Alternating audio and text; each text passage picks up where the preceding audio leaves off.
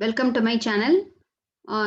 In this video, we are going to discuss about the multiple choice question and answer from the topic impedance matching using stub. Okay, so from the subject transmission lines and RF system and transmission lines and wavegates. So in the previous video, we discussed that is impedance matching. Okay, so how to obtain the impedance matching using Smith chart and the quarter wave transformer we discussed. So now we are going to discuss about the impedance matching using stub. So the stub is nothing but it's our part of transmission line. So in stub there are two stubs there. One is single stub and double stub. Okay. The first question you see regarding stub, which statement is not correct? Stub are used for eliminating the standing waves on a transmission line. This is a correct statement. Why we are inserting stub in between the source and load of the transmission line means in order to provide the impedance matching. Okay, so if the impedance mismatching is there means in order to eliminate that one, we are using the stub. So the stubs are used for eliminating standing wave. It's a correct.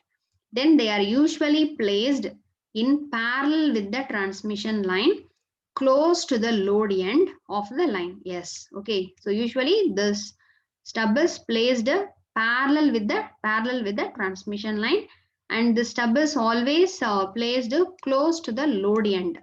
It is also a correct. They are nothing else but short sections of transmission line, either open circuited or short circuited. Okay, there are two type of things there, either open circuited stub and short circuited stub. Okay, then the fourth one, generally they are longer than lambda by 2. Okay, this is the false statement. The first three is correct regarding the stub, but the stub it is longer than lambda by 2. The length is greater than lambda by 2. This is the wrong statement. The next one, the major advantage of single stub tuning over other impedance matching technique is dash. Okay, so there are so many impedance matching techniques are there in a transmission and microwave communication. So what is the advantage of this single stub matching over other impedance matching technique? Lumped elements are avoided.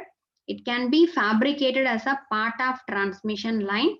It involves two adjustable parameter. Yes, all of the mentioned is the answer. So the stub, what are the advantages of single stub matching means lumped elements are avoided. Okay, no need to connect the lumped element. Then it can be fabricated as a part of transmission line, and there are two adjustable parameters are involved in the design of single stub. So the next thing, the two adjustable parameter in single stub matching are first one distance d from load to stub position. Okay, so what is the distance from load to the particular stub? This is the one of the parameter. And dash, what is the another one? So the another one is susceptance or reactance provided by the stub. Okay, so the two adjustable parameter in single stub matching is one is distance from the load to stub position, and another one is susceptance or reactance provided by the stub. The next thing, for series stub matching, the parameter used for matching is dash. So in a case of series stub matching, okay, series stub matching, so what are the parameter we can use for matching? Impedance of the transmission line at a point. Okay, impedance, voltage, admittance of the load. So in series stub matching, the parameter used is impedance of the transmission line at a particular point we are taking into the parameter. Then the next one, the shunt stub. Shunt stubs are preferred for which waveguides? That is strip and microstrip line, coplanar waveguide, circular waveguide, circulator. Okay, the shunt stub, it is prepared for the strip and microstrip line, transmission line. We are using this shunt stub. The next one, in shunt stub matching, the key parameter used for matching is dash. So in shunt stub matching, the key parameter used for matching is admittance of the line at a point. Okay, in series stub matching, already we discussed one question. In series stub matching, there are parameter used for matching is impedance. Okay, for shunt stub matching, the parameter used for matching is admittance Y of the line at a particular point. Then the next one, short circuited stub are preferred over open circuited stub because the later dash. Okay, so why always we are preferring short circuited stub instead of open circuited stub means because the later, that is this open circuited stub have a tendency to radiate. Okay, it will radiate the energy as a waste.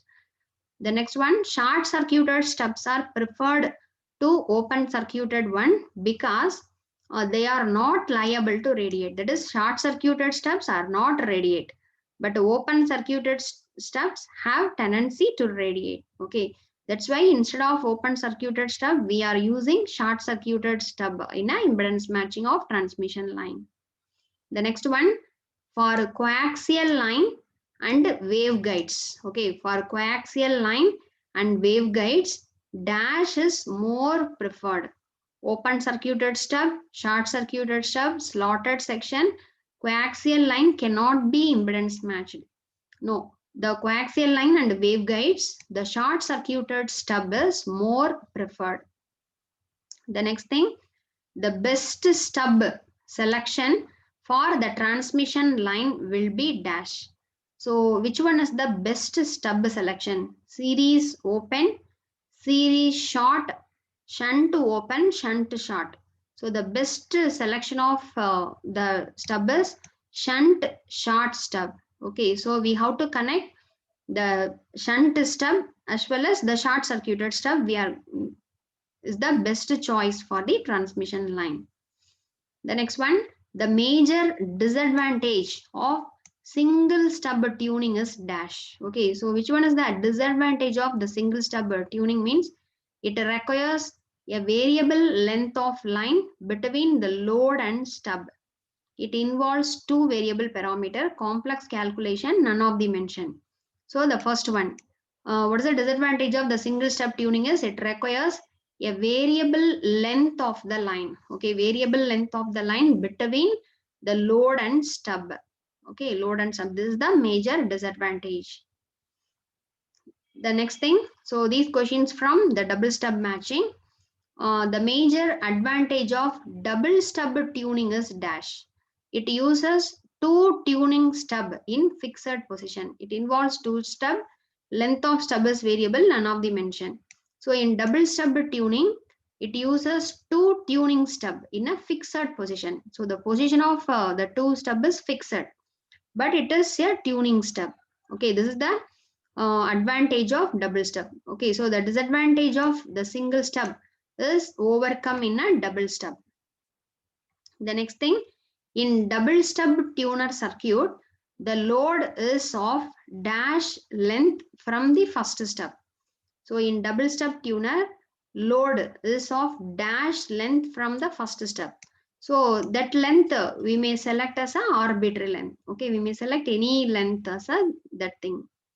The next one, the double stub tuners are fabricated in coaxial line, are connected in shunt with the main coaxial line. Double stub tuners are fabricated in coaxial line that are connected in shunt with the main coaxial line. It's a true or false? True. Okay. Then the next thing, all load impedances can be matched to a transmission line using double stub matching. So using this double stub matching, all load impedance can be matched to a transmission line. Either it is a true or false. Yes, true. Okay. Any type of load impedance can be matched with the transmission line using this double stub matching. The next one, the stub spacing that are near 0 and lambda by 2 lead to more frequency sensitive matching network. It's a true or false? It's a true. Okay, the stub spacing, the spacing between the two stub, it is 0 to 0 and lambda by 2, it leads to a more frequency sensitive matching networks. The next one, the standard stub spacing usually used is, okay, what is the standard spacing between the stub means it is lambda by 8 and 3 lambda by 8. While the stub spacing is 0 and lambda by 2, it lead to very frequency sensitive matching networks. Okay. So that's why the optimum spacing always used is lambda by 8 and 3 lambda by 8.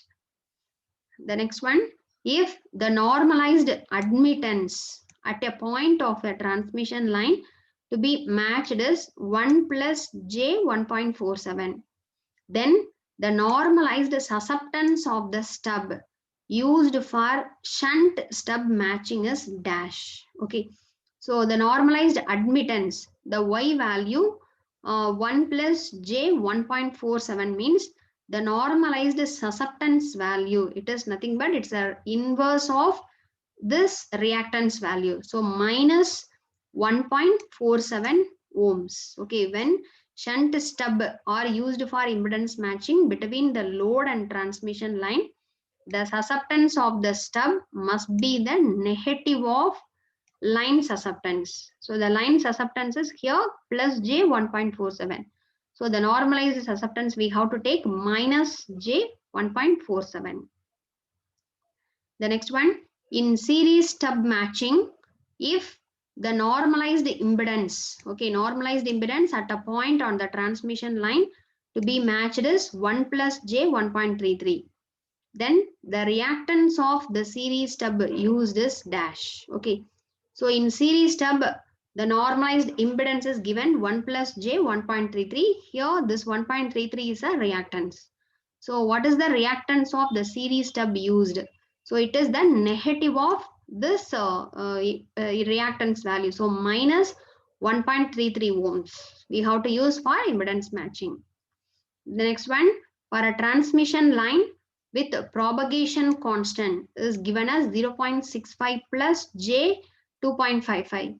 Then what will be the value of phase velocity for 1 kilohertz frequency? Okay, so the phase velocity the answer is 2.46 into 10 to the power 3 kilometer per second.